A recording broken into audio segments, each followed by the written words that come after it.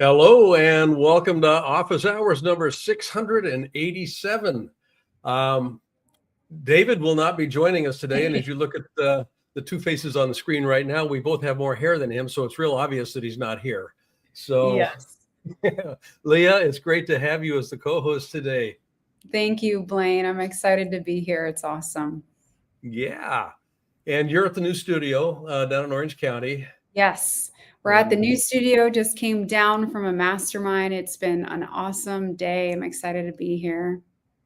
Great. Well, we're going to have a great show. We've got some amazing guests lined up today, and not the least of which is going to be our first one. And I'm very excited about him coming on because, I do a lot of work in the healthcare space, and Boomer is really kind of landed in a very interesting place and has got a lot of interesting concepts and information here to share with us. So, Gigi, why don't we bring Boomer on and we'll just kind of get started here. Boomer Anderson, the CEO of Troscriptions. Troscriptions and Home Hope. Well, thank you guys for having me on. And I have to say, I'm making up, I guess, for the lost hair. So yeah, today, and looking forward to the chat. We are too. You've got a model that I'm very interested in, and kind of unbundling a little bit here. Not the least of which is the name of it, the Reciprocity Model. Mm-hmm. Because nature works through reciprocity, and health is dependent on reciprocity. So, with that kind of a segue, why don't you just kind of open the door here a little bit and let us know what we're looking at? Yeah, so the reciprocity model is an old concept. As you said, yin and yang are kind of fundamental in nature, right?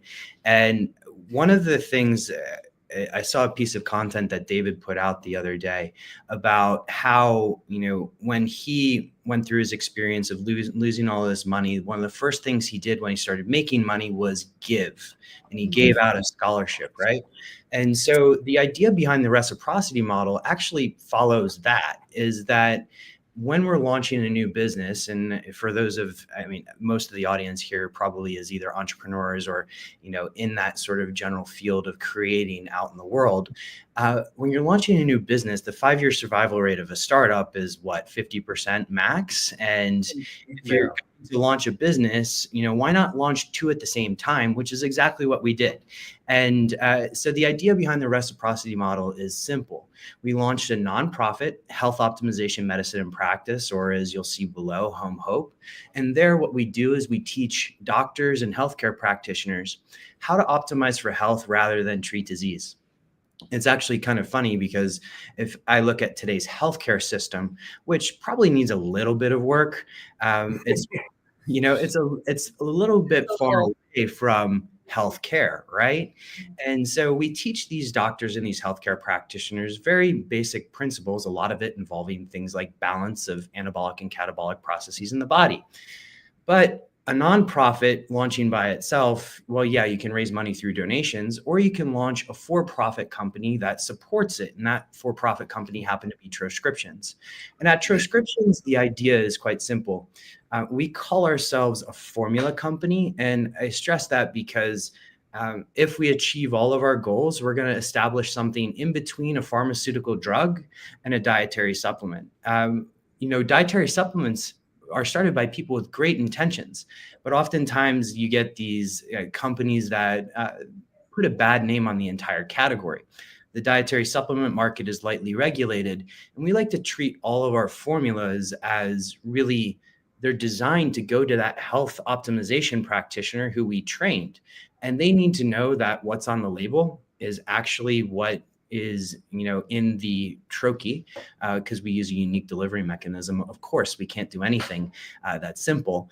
And, we need to know that that troche is going to have the effect that we want. So we call ourselves a formula company because we're solving for an effect like sleep, stress, mitochondrial health, energy. But the two organizations interplay on each other. We train practitioners, and the ideal formulas that they can use in their practice are produced by Troscriptions. And then Troscriptions is the #1 donor to Home Hope. I know because I oversee all of it that, we donated over 10% of our pre-tax income last year. And so it's a significant amount of money that we put into this idea of shaping healthcare. All right. Leah, go ahead. Yeah. Oh, sorry, go ahead if you're going to say something. No. You're fine. I think this is amazing. Boomer, there's so many people that want to build philanthropic legs of their business, but I don't know anybody that has said, I'm launching a new company and I'm going to launch two at the same time. When I look at your background in finance and what you've created, what inspired you to do that simultaneously? And then secondly, what has been the benefit of having that weave back and forth, that you have this new flow of energy and really a channel to bring it both back and around with? So let me break that into two different questions, right? Because what inspired it was actually, when I was 20 years old, back when I actually had hair, I was trying to figure out how to avoid certain genetic predispositions that I had. My grandfather died of a heart attack before the age of 60. My father is actually obese. And you kind of look at this and the writing's on the wall and you say like, hey, look, I need to do something. But when I was going and seeing my doctor for my annual physical, which I was fortunate enough to receive, they kept saying like, hey, you have a clean bill of health. But why didn't I feel great? Why didn't I, wake up every day, going to bite the ass off the bear, to steal that liar's poker quote, right? And nobody was giving me a direct answer. So fast forward, I worked in investment banking, as you highlighted. And then at the age of 30, I actually found out that I had a heart condition. This is the very heart condition that I was trying to avoid, and that everybody was telling me for years I was doing everything possible. And I don't look like a person that should have a heart condition. And back then I had 7% body fat. Like, that doesn't add up. So that began a little bit of exploration. And along that exploration, I ended up meeting Dr. Ted Achacoso, who this company and this organization that I'm a part of, we started it with myself and 4 doctors on the team. So there's 4 medical doctors who said, we want to change healthcare. And that involves focusing on that word health. And, we can get into definitions of health and all of that. But when Ted and I got together, Ted, Scott, and I, really sort of the 3 people that got together and we started talking about health, they had this model that was health optimization, medicine, and practice. And that model, to me, it just made so much sense that you had a core mission. And that core mission is deliberately launched in a nonprofit because it is something that we do and we donate our time, right? Like, I don't receive any sort of compensation at all from the nonprofit. And the idea is that can we go out and actually really move the needle on health? And that nonprofit structure certainly lended itself to it. People would engage with you more freely. They would understand, like, all of our tuition fees that we charge for this get rolled back into the curriculum. We put on a symposium every single year in order to attract more and more practitioners and really further that education. And to get to your question then about energy and how that sort of changed the dynamics around energy, the beautiful thing about this is that if you actually look at the 2 companies, they are 2 separate legal entities, but they flow within the same continuum that is health. And so we're really pushing the cutting edge, whether it's artificial intelligence in health or how we teach people about subjects like chronobiology, metabolomics, epigenetics, energetics, and so many other things in that nonprofit. But we also are at the same time able to go out there and sell a product that is making meaningful impact on people's lives. Not every person is going to buy a course from us because they're not a doctor, they're not a practitioner. So we can start changing people's lives with things like our trochees just starting today. That's great. The idea of reciprocity comes back into this, and I'm intrigued, just as Leah mentioned here. Founding a social enterprise entity at the same time that you're founding a for-profit entity, an entrepreneur would look at that, just especially one that has been through a couple of startups. They'd look at that and go, "Are you out of your mind?" And And I say that, when we were starting it, I was like, okay, this is either the craziest thing I've ever done or it's brilliant. And so far, Yeah. the latter has been working out. So far, where can people find out exactly? Because you've got a couple of organizations here. Which one do you want to actually point them to? Well, I would say start at Troscriptions.com, because Troscriptions.com will actually take you through not only our product line, but we have a team of PhDs that provides an excellent health education in the blog there. You can also find out more about the nonprofit there. Troscriptions is, in many ways, the more commercial facing entity. Liaising directly with consumers. So go to Troscriptions.com. You can find us as Troscriptions on every social media handle there is. So please go check us out. Boomer, thank you very much. We got a couple of other shows that both David and I would love to have you on. I've got a podcast that I think that this would land very nicely on. And I've also got a couple of folks that I'd like to introduce you to. So let's keep in touch. Likewise. Yeah. Really appreciate the time, Blaine, Leah. It's been amazing. Thank you. Wonderful to meet you. Wow. So great. Reciprocity. That's really cool. Amazing. It begins with giving. I mean, just kind of really a virtuous cycle and a virtuous circle. So I love that. And just kind of continuing this, conversation around, this whole notion of reciprocity. When we're looking at bringing employees on board, there's a reciprocity involved in terms of, getting them, set up for success, so that the enterprise that has brought them in actually can function at the highest level. And that's what our next guest is going to be talking to us about. So Kathleen Hurtubise is on deck here, founder of Aloha HP. Aloha, I love that word. Yeah. I bet you have been to Hawaii before. Oh, probably 24 times. Yeah, I love it. I love it. Yeah. So Leah, Blaine, hello, and thank you for having me on. Aloha. I'm actually here in the Bay Area, and my company is in Hawaii. We're soon enough going to be expanding to California. So it's a beautiful connection between high tech and high touch. Hawaii being the high touch, beautiful place that it is, and then San Francisco Bay Area being the high-tech mecca of the world. Yeah, and you are actually one of the, right now you are Hawaii's premier staffing company. Yep. So what is it, what's the secret sauce that sets you apart? Because, there's a lot of companies in that sector that purport to be really good at what they do. You have got demonstrated proficiency in this. So what's the secret sauce for you? Yeah, the secret sauce is I don't like to talk. I like to have results. And, one of the things that I want to say is someone who is going to speak my love language in the office is going to be someone who has results with care, right? That's so important that we do what we say we're going to do, and we don't say a lot. So the results we've had have been quite impressive. We use proprietary AI research tool that is ours, and we're able to research the internet, get about 16,000 resumes in our database right now. We're able to, in seconds, to be able to pull up people who have strong backgrounds that match the job descriptions that we are working to hire. So we'll be in a situation where we're competing against other staffing agencies. We'll bring 10 people to the table and they'll bring 2. So it's the high tech aspect that makes us different, but then equally important, it's the high touch.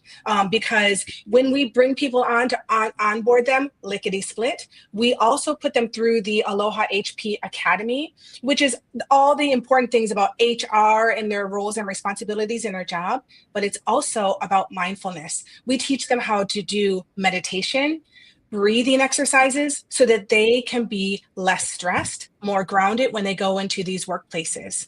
And we found that our people have been delivering with really good results to the companies that we contract with, to the fact that our net promoter score is quite stronger than the national average for staffing agencies. Just numerically, what is your NPS? Yeah, it's 65. Really? Yes. Yeah. And we monitor that on a weekly basis. And staffing agencies across the country, on average, is between 20 and 40. I was going to say, yeah. Yeah. So we know that staffing agencies chronically are kind of like worst case scenario for companies. We're really changing that. And also the industry is changing. I'll say the workforce is changing, where companies are going more and more to staffing agencies to outsource for various smart reasons. And we want to be their choice because we're able to get them the staff that they need, the good matches they need with our AR technology. And then we have this high touch aspect. So not only is it Aloha HP Academy, where they're learning how to meditate and breathe for the first time, perhaps in their lives, when they go to their first day on the job. Now, mind you, we are doing hospitality and light industrial. So these are two sectors where you have a high turnover rate, and then you also have a high ghosting rate where people don't even show up to their first day. So we saw that problem and we said, how can we solve it? Well, if we escort people to their first day on the job, the rates skyrocket up. And so we have so little, I can't even tell you a percentage of the people who do not show up for their job, because we have people from our team that are escorting them. And that on the surface might not be a strong ROI, but actually it is, because if you get people there working long term, it is a beautiful ROI for my company, and equally important, great for the companies that we send these people to. I love it. Leah? Oh my gosh, Kathleen, this is amazing because there's so many. I hope everybody that's listening can really see the strategy that you're really applying here, because it's really powerful, because you're taking mindfulness and you're, practicing yoga and teaching people actually how to manage their state themselves. And then you're bringing something into the workplace that is so needed with all the variabilities of staffing, especially in hospitality and things like that. One of the things that shows up for me in that process is you're solving such a significant problem, but you're going in with a different and new methodology that hasn't been done before. Because you see a lot of staffing agencies and it's people don't show up, people quit, and it feels like, oh, well, I can just take the job or I cannot take the job. Growing up around a lot of tourism, I saw that quite often. What would you say that has been your biggest contributor to how you're managing culture within other people's cultures of companies? Because there's variability there. So I would love to see how you're managing people in that way. Yeah, Leah, first, thank you for the compliment. I feel like we're doing something unique here. And second, that question is such a good one, because I really grappled with that. I'm like, we're saying we're doing this, and then we're sending people into companies that might not have a great culture.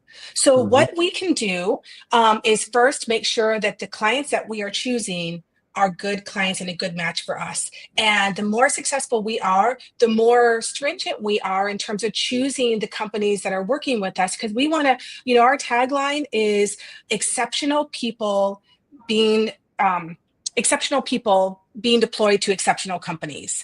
And we want the exceptional to be on both sides. Though we can't control the company itself, what we can do is this. We can get feedback from our staff, and we do that. We do a first day survey with them, very simple, three questions, but we want to know what's the vibe for them and for the company. And we give that feedback to the company. We do that on the 5th day as well. And then we track them in a more casual way for the first 2 months, just to kind of get a sense of how is it going over there, so that we can provide the feedback to the client, and then also guide our temp staff person. Because also in these two verticals, not only do they not make it to their first day, but then they fall out very quickly after that. So that's another reason why we keep tabs on them for the first 2 months, because we really care about them and we want to know how things are going.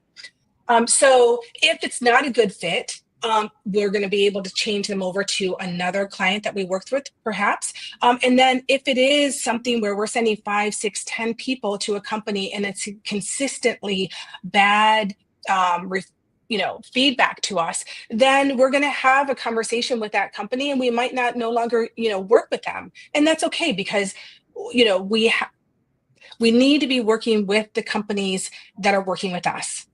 Exactly. There's a partnership that's involved with that. I spent about 5 years, a number of years ago, working with Starbucks with their senior executive group, specifically in the store development area. And I remember a conversation I had with one of the store managers. and she was pulling her hair out. She needed to, find basically hire a barista. And I'm going, how difficult can it be to train somebody to make coffee? I mean, pulling a shot is not that hard. I've got a home espresso machine here. I know how to do this. And it's not rocket science. She said, it's not a problem of skill. It's not a problem with teaching them how to do that. I can teach anybody how to pull a shot. The question is, am I getting the right kind of person? Am I getting the right kind of person? She said, I've got 70, I'll make this number up, but it was not too far off. I've got about 75, 78 resumes here. And I've interviewed all of these people. I have not found the right fit, and I'm not going to hire that person until I find the right fit. Your work, and I love the way that you set this up. It's all about state of being. Yes. Oh my gosh. How do I enter this? So, people cause movement all the time. And I don't care if you're the owner of the company or a temp coming in, you're causing movement, which is the very definition of leadership. Leaders cause movement. And what you're doing is you're actually positioning the leaders, and I'll use that word very generically here, the people that you're placing, they are leaders, positioning them to be able to be successful, because are they generating the kind of movement that they need to have to be successful? That's what you're doing with mindfulness, with all of these sorts of things, and even walking them to the door. That is brilliant, Kathleen. Yeah, and it shows once again the results thing. It shows that we care. We're not just saying it, because a lot of companies will just say things, nice vision statements, mission, core values. What are you doing? And to your point, Blaine, we in our onboarding session, in terms of the Aloha HP Academy, we also do a session in there called the 10 Golden Rules of Aloha, which is a way of being. So when people come and onboard with us, these jobs that we're putting them in, they're entry-level positions. Many people can do those. But these people, we're saying, you want to spiral up in your life, we're going to teach you some core ways of being, like punctuality, integrity, collaboration at work. Those are 3 of our core values. And we don't just talk about them. We're like, that's how we live and breathe our company. And that's what we expect from you. And we look people in the eyes. If they don't get it, you can tell, and then they'll just bow out. And I'd rather that happen before we escort them to their first day of work. The other thing we do in terms of punctuality, because punctuality is key, right? In my book, if you don't show up 5 minutes early, you're late. And first impressions, we want people to pull out their very best in themselves as these temp team members spiral up in their lives. And one of the best ways you can do that is to show up early, 5 minutes early. So we have people sign punctuality agreements. And again, we are doing it to support them in pulling out a better or greater beingness in themselves. Beautiful. Folks, you can find out more about what they're doing as the premier in Hawaii, the premier placement organization in Hawaii. They're coming to the States, the mainland states. Yeah, we got 49 of them here. So look forward to your success here, Kathleen. Thank you very much. You can find out more at alohahp.com. And love to have you. And I said this last time, we've got a couple of other shows here, Kathleen. We'd love to have you on a couple of others as well. So we'll be reaching out to you. Great. Blaine, Leah, thank you so much.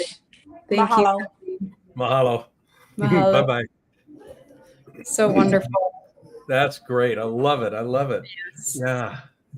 Yeah, that is such a unique way of positioning for success, positioning for success. How do I ensure that you win? You're not just a cog in a wheel that's interchangeable. We want you to be able to just land here and be successful at the outset.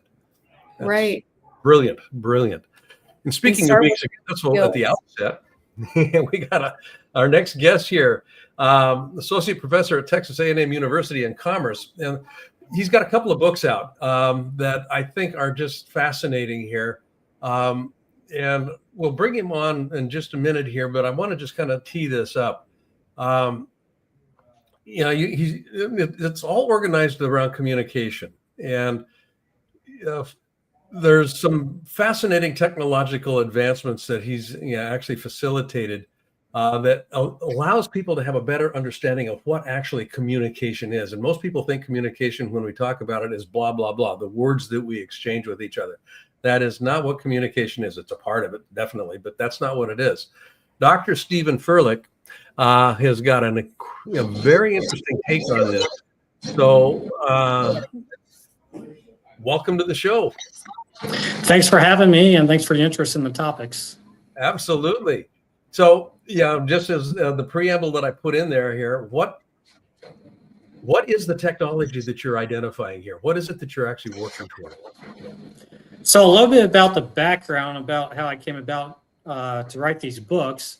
I've taught, well, the first one that I came out with was a gender communication book, and I've taught a gender communication class for years. And one of the things that I found in the research were consistent findings that there was communication differences between men and women. Not, but one of the, nobody fell their chair. What we have been taught incorrectly in research in society as well is that everything is social learning, that men and women are basically the same. Whatever differences are brought up, the family, the groups that we belong to, other areas as well. But one of the things that stuck out to me was, if we keep seeing these same differences in the way that men and women communicate differently and understand each other differently in their cultures and even different generations, then what's the consistent themes? So the consistent themes that I tried to look for were biological sex differences. And how do these biological sex differences, how do they influence the way that we communicate differently between men and women? And in particular, brain differences, and then sex hormones as well. How do they play a role in it? So just a brief background about the brain sexual sex differences is that everyone starts off pretty much on the same conception. What we usually think of as female, it's much easier to make a female than as a due to androgens and testosterone and male sex hormones. But after about 4 months after conception, that's when it starts to differentiate between male and female from the sex hormones. That's when they start to kick in. So what that does is these sex hormones, it influences all of our development. And in particular, it brings structural differences between females. So think of this, that science has far enough where we can now analyze a human brain and with over 90% accuracy from the structure, predict if it's male or female. So just a human brain from the structure is that much structural differences if it's male or female. And then more recent research has came out last year or the year before in activation differences as well. So doing the exact same thing. So maybe you're listening to the same thing, or maybe you're communicating about the same topic, or maybe you're viewing the same thing, and you can actually distinguish with over 90% accuracy if it's male or female, the brain, just based upon the activation differences. So you do the exact same communication, and it's going to activate different areas of the brain if it's a male from a female, and with different intensities as well. So one of the things that I try to do in my book is Sex Talk, is to help the readers identify different brain structural areas and how that influences our perception, our understanding, our emotional differences, the topics that we communicate, use, the interests that we have as well. So I guess one of the biggest things to take away from it is that all communication starts where? It starts in the brain. So if all communication starts in the brain and there's that much structural differences that you could tell between a male and a female, difference tell over 9% accuracy between male and female, that's not that far of a leap that there are going to be communication differences and understandings, verbal, nonverbal, emotion between males and females, and that we need to, in the line theme, we need to have more empathy, understand from the other person's perspective and not just from ours.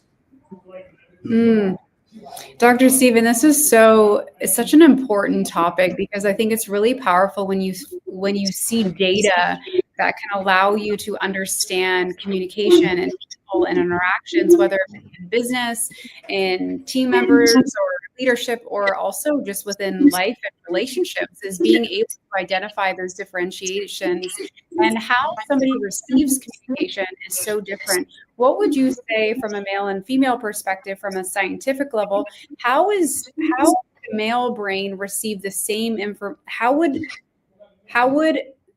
like grasp it, right? And you have that information. How would those two different people receive that information? And what is the biggest differentiation between the two? Okay, I could go into two different areas. One, language differences, and then another one, nonverbal as well. Yeah.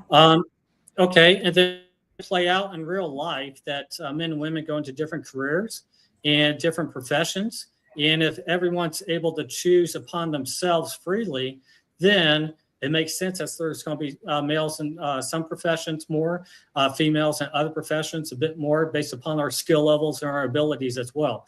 So just a general overview, and then I could go into more specifics. Let's look at sports. So with sports, a lot of times you see more males, more men in broadcasting that do more of the play-by-play. And there's a particular reason why that may be. So for us males, we tend to communicate much more with report talk. That's what we do. We report on things. It's less emotional descriptions that we do. And also testosterone tends to help spatial ability. So we tend to be generally overall a little bit better with spatial ability when it comes to tracking objects, maybe a ball, or distances as well. Whereas in sports with females, you have to see them more as sideline reporters, and that makes sense as well. Because consistently it's been found from an early age that girls, females are superior when it comes to language ability. But then also they build rapport much better, females do. And also they empathize with the other person much better. And estrogen helps those social needs for women, which have about 20 to 25 times more estrogen than males. And testosterone actually hinders language ability and social ability from males. So those are just some that everyone's probably observing over the football season. And now I'll go into just briefly some specifics to pinpoint a little bit more about your specific question itself. So when it comes to language, females, they tend to have larger areas of the brain, and Brodmann's area 44 and 45, 20% larger. And what that's used for is verbal fluency, verbal memory. And also, this is something that stuck out in my books, and I think it's something that probably makes sense, is that females tend to have a more interconnected brain. So she has more connections across both hemispheres, whereas us males, we tend to have more connections within each hemispheres. So what's that do? That allows her to have more overall brain activation during social interactions. So what's that allow? That allows her to talk about the current topic itself, and then expand upon that with more details experiences and tie in emotions as well. Whereas with us males, we're much more compartmentalized. We have more connections within each hemisphere, so we can only do one of those things, sometimes not that well, but asking us or expecting us to do all three at the same time is at the same level as a woman is not realistic. We can't emotion, talk about past experiences and the current topic all at the same time to the same level as what she could do. So the bottom line with that is that it's much for her to give more detail, expand upon the topic, tie in emotion and the past memory. And for us, we tend to stay more on the current topic and have less detail. So we need to understand that her more detailed explanation is not unfocused, and she needs to understand that we're not emotionally removed. It's just we're answering the topic because that's what we're more equipped to do. So that's the language differences, and I'll stop, and then I could go more into the nonverbal understanding differences in a second.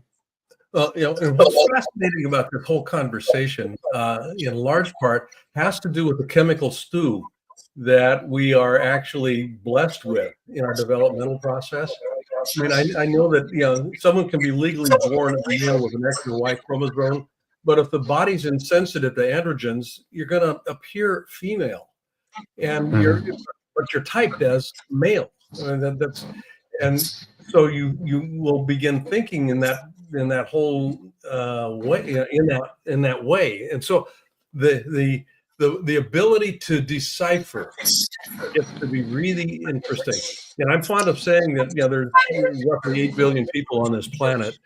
Each of us occupy or inhabit our own unique little worlds. I mean, your view of the world is unique to you. Leah's is unique to her. We're continuously in the process of communicating with aliens. And if we would actually take the time to try and decipher what that alien's world is like, the world would be a whole lot better off. So, Dr. Stephen Furlick, would love having you on the show. Love to have you back for some of the others. You've got a fascinating way of looking at this.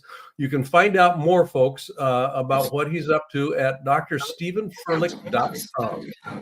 drstephenfurlick.com. Thank you very much. It's great having you here. Thanks for having me. You bet. You bet.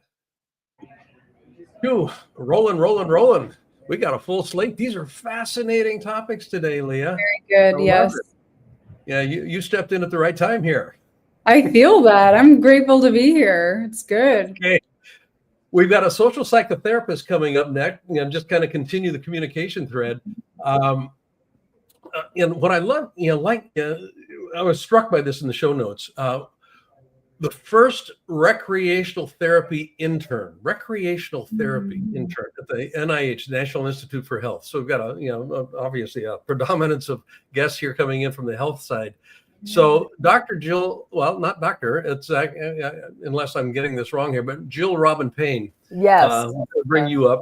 Yeah, I know you got a whole lot of stuff behind your name, so I was trying to figure out which one I wanted to go with here. You know what, Jill, no matter what, Jill is the best. Even being married, if someone comes and helps me like a young kid, I tell them I am not Mrs. Anything, I am Jill. So that's just me. So everybody, Jill. Jill Robin Payne is even better. So there you go. Yeah. Well, you've got a collection of books up on Amazon that is kind of under the umbrella of something that you've called Be Empathy. And yes. The idea there is that it's a blend of banter, just kind of the ways that we interact with each other socially, but also empathy that embeds itself so that we're actually connecting. Empathy is a connecting dynamic. Yeah. Talk a little bit about that, if you would, please. Well, believe me, Blaine, it is banter also is real important. So empathy is on the rise. It's cyclical. So they've done studies. So it is on the rise. Now, if I am empathetic with the Democrats, then I am going to consider the Democrats my in group and the Republicans are going to be my out group. And what's missing is some of this fun banter. So that is something that we probably need now in the world. And that is my empathy. So it's banter with empathy. Empathy, just like you said, is very deep. And the banter makes it a little bit lighter because we need a little bit of humor in our life. I don't know about you. I like to just sort of do chit chat. When people get real deep, it hurts my head. So, I mean, there's a time and a place. I mean, if someone has died or some traumatic event, I understand. I'll have clients come to see me and they'll say, gosh, Jill, I thought I was going to cry through my whole session. And yes, you might cry a little bit. We like to end on a lighter note. I tell people that when they come to see me, speaking of empathy, it's like you have an onion. And did you know that you can peel an onion without crying? It just takes a longer time to peel it. So that's pretty much empathy. It creates an environment that gets people to feel comfortable, feel heard, and want to relate. And they have fun doing it because life is hard. You might as well make it fun. So that's what it's about. I love that. That's so good. Jill, I love your energy around just how you just present yourself and throwing in banter. I think, there's a lot of mastery in what you're doing because you've been in the mental health industry for over 40 years. So that's pretty significant. Yes. You've seen a lot, but to have a level of teaching empathy and understanding at a deep level, but also understanding the power of banter and humor without bypassing pain and using it at the right time. Can you talk to me a little bit about that? Because I think that banter is such a beautiful thing that it's like, oh my gosh, we need more of that. We need to be able to banter with each other, joke around, like all of Right. that fun stuff. But then there's also space that it needs to be held in a different energy. How do you Yeah. navigate that? Tell us a little bit about your experience. Well, it works 99% of the time. You're gonna get that 0.1 that it might not work. And that's the time that you do my Bempathy triangle. And then you sort of step back, get grounded and stabilize, and then come back to the situation. Right. So, yeah. So Bempathy is about timing and perception. I have that in my book. I say it's TP. It's not toilet paper. It's timing and position. I live here in Houston, Texas. And so when you're driving down Westheimer, have you all been to Houston? Oh, yeah. Yes. Okay, so Westheimers, I mean, we have speed racers down Westheimer, so you got to be careful. You can just as easily hit the red lights as the green lights, and that's the same in conversation. If you are not talking to that person in the right time frame, I don't care how wonderful you are or what topic you want to talk about, it's going to be closed. So you need to know when's the right time, especially if you're married, you have a partner or something like that, even a friend. You want to know, is this the right time to touch on this subject or not? So this is where you empathize.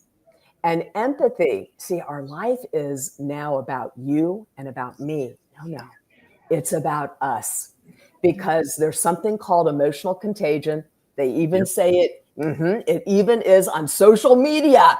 If someone's happy, it'll spread just like a virus. If someone's angry, it'll spread. So we are all connected, and we need to realize that. So what's missing is, even though I'm seeing your beautiful faces right now, I am missing a lot. I am missing probably some micro expressions. I'm missing if you're picking your hand or if you're shaking your foot. And so I'm not really getting the whole picture. And that's what's happening today. So we need to do more face-to-face, and it's called practice. I don't know about you. I love practice. Do you like to practice stuff? I like to do it. Absolutely. And they've done studies. When you practice, it makes things funner. That's not a word. That's a Jill word. It makes things funner. And that's what we need to start doing. We need to start not taking ourselves so seriously. Yeah, I know we want to be perfect. It just isn't. It's not real. Yeah. So, yeah. So this is all Bempathy. It's making that environment wonderful so that your friends or the people that you're with, just like Leah was saying that she loved my energy, and I appreciate that. I really do. I don't know if my husband loves it all the time. Anyway, it might be a little too much. And so we want to create that environment, and we all can do it. We can. If we think about what Bempathy is about, and it's about empathizing first, and that's what you start with. Then you respond with banter, and then you focus on win-win. And win-win is not being manipulative. Everything is perception. If I perceive I'm queen of this castle, then therefore I am, even if my husband runs the place. And that's what's important. We just want people to be appreciated or feel appreciated. It's all perception. So it's a whole concept. Yes. Yeah.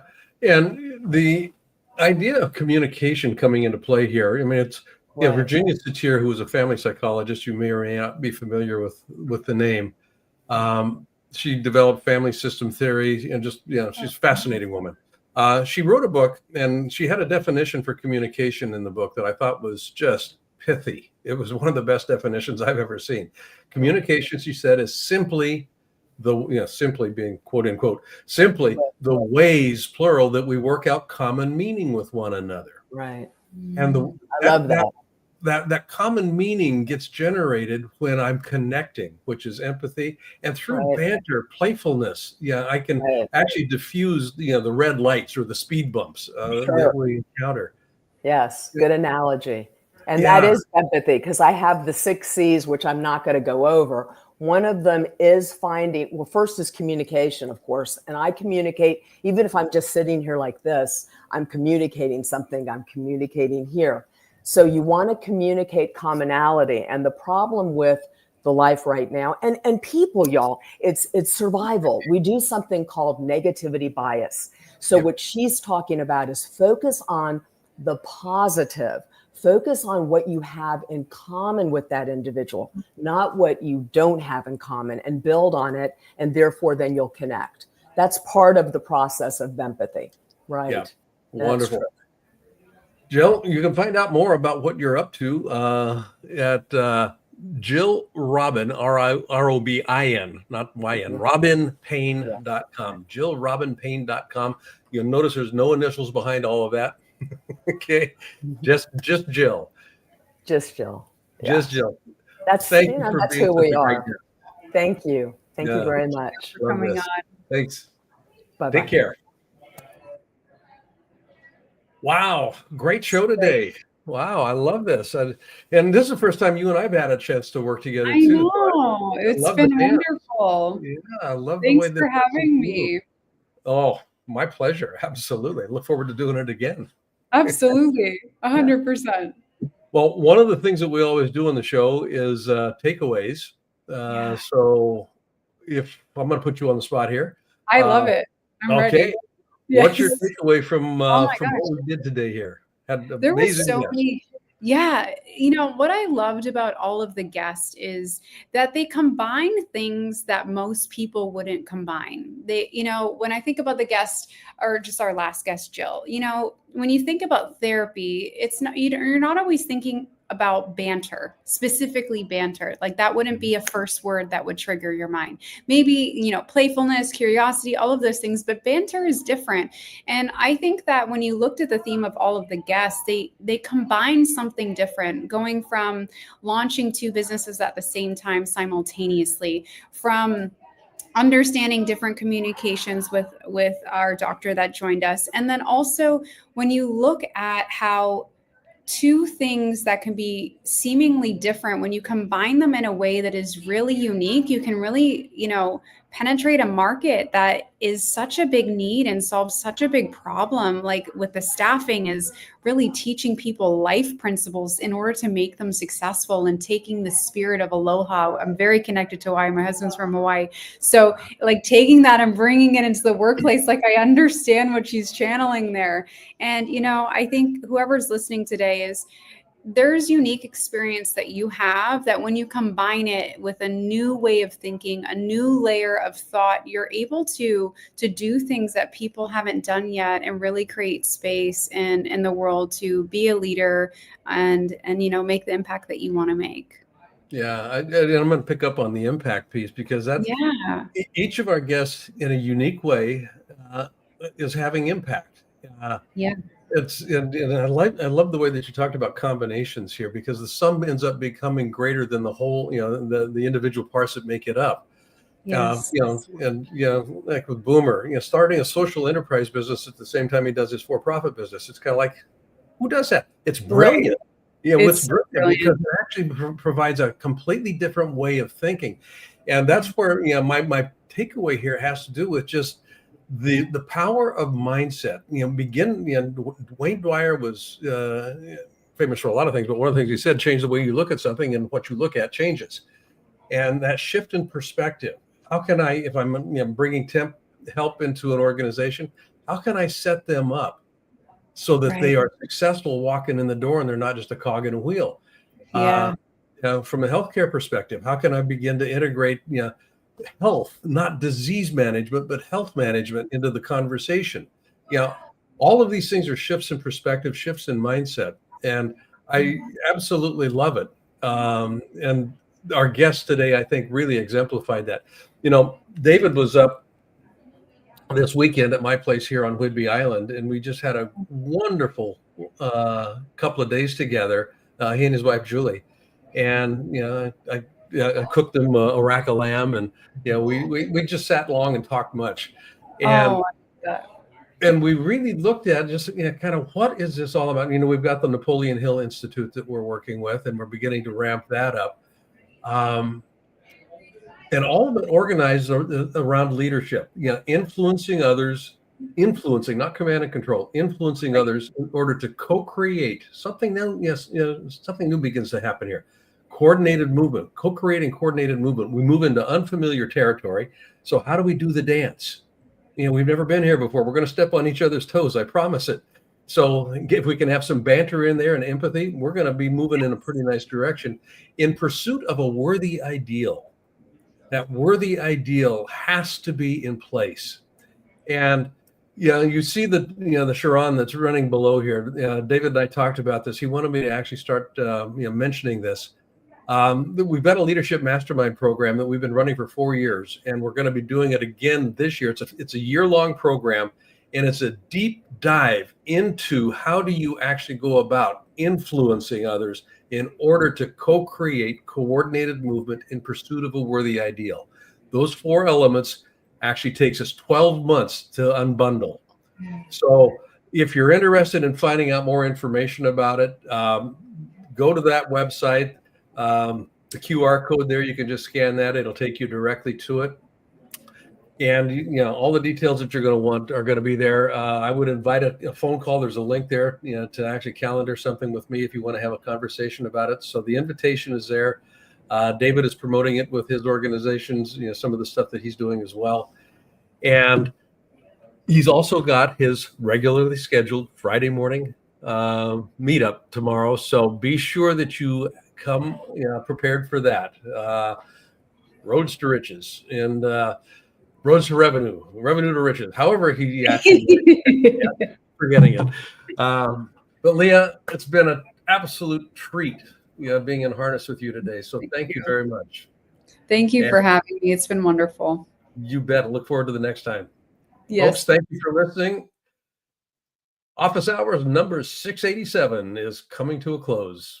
Thank you very much. Take care.